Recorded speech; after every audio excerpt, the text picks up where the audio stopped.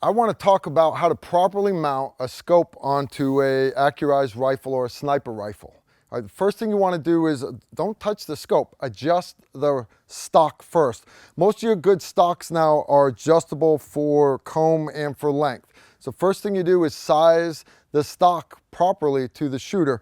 For most, you want the stock long enough out so that it gets to the bend in the elbow. All right, so this stock has already been properly adjusted for length for me.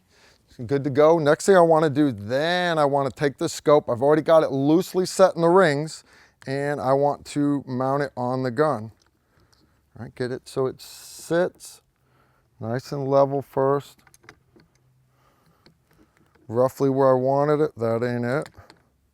Just get it in the general direction.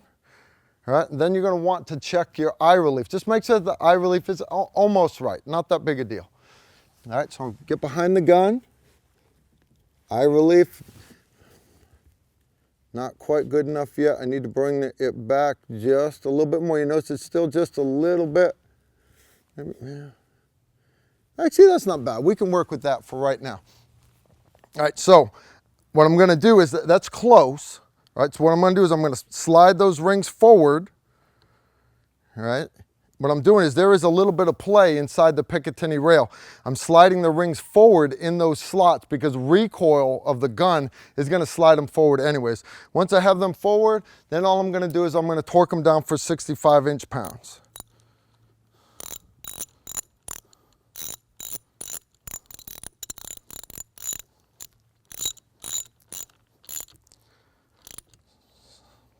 You'll get your pop.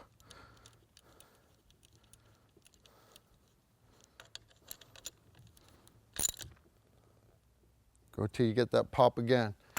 All right, so I've got that, so it's 65 inch-pounds. Now what you want to do is you want to adjust the comb, the height. You want to make sure that when you relax your head on that stock, you relax, you open your eye up, you want your eye looking directly through the center of the scope. So when you have the actual shooter of the gun, you don't do it yourself. Whoever the gun's going to be assigned to, he's the one that needs to be behind the gun.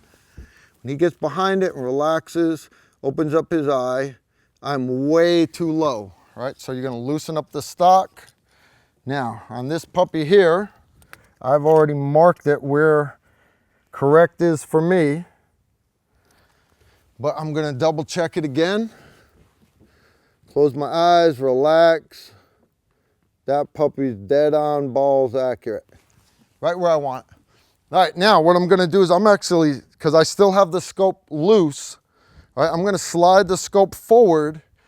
And the reason why I'm doing that is I want to get that shadow inside the scope. I want to get the shadow all the way around the sides, okay? Now when I look through it and I have that shadow, now that's really gonna let me adjust that comb even better. Now, my eye's a little bit to the left. I didn't catch that before. So to slide it over, the cool part about this Accuracy International rifle is not only does the scope adjust up and down, it also adjusts left and right. So I'm gonna adjust it just a little bit. All right, so I'm adjusting the comb of the stock just a little bit to the left because that's what I needed. I'm gonna check it again. Perfect, right on the money. All right, once I've done that, now I'm gonna go back and I wanna make sure my eye relief is perfect. So what I'm gonna do is I'm gonna slide that scope back in the rings to roughly where I had it before. And now I'm gonna slowly adjust it forward and backward until the eye relief is perfect. Now, perfect eye relief, there's actually a window. You want to set that scope to maximum magnification. That's going to shorten that down, but there still is a little bit of play there. All right, now you want that to be as far forward as possible. That's going to cut down on the chance you getting scope bite over your eye. You don't want your eye too close to that scope. All right, I want to get rid of that shadow completely, but that's about it. I want it as far forward as possible. All right, once I've done that, moved it forward as much as possible, now I want to level my crosshairs. First step to that is we need to level the gun itself. Now, best way to do that is with a level. All right, all your weapon systems are going to have a level spot on them. This particular Accuracy International, you can use right back here on the back of the bolt and also right here on the stock. We're going to lay this one in. We just a tad bit off. Now, if I was doing this in a gun vise, it'd be a little bit easier to do. But we're actually using the bipod of the gun. Once I get that level, then on top of the scope right there. Gonna cant that till I get it level.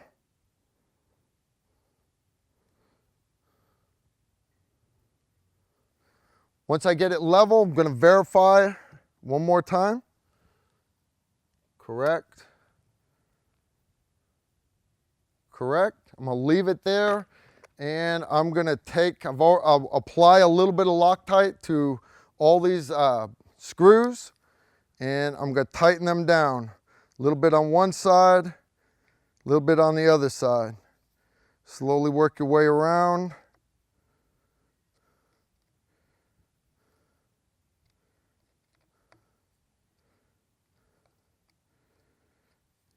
You'll keep doing that a little bit at a time. Keep going back and double check the level on the scope.